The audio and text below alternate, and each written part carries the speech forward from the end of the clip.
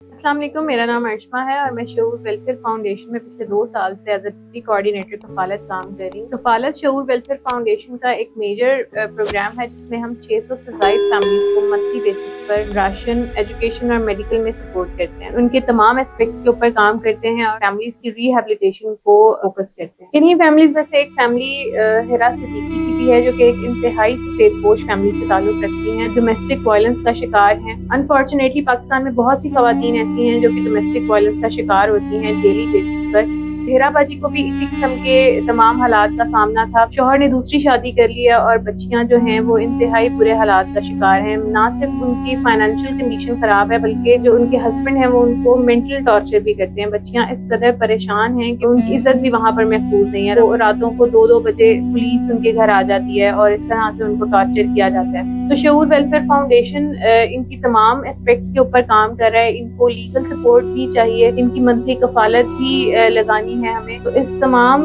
Process के लिए हमें एक कफील दरकार होता है अपनी फैमिलीज को सपोर्ट करने के लिए। तो हिरा बाजी की फैमिली के लिए भी हमें एक कफील चाहिए जो इनकी मंथली बेसिस पर ना सिर्फ सपोर्ट करे बल्कि इनको जो मुख्तलिफ इनके एस्पेक्ट्स हैं, लीगल हों, एजुकेशनल हों, उनके लिए भी सपोर्ट करे।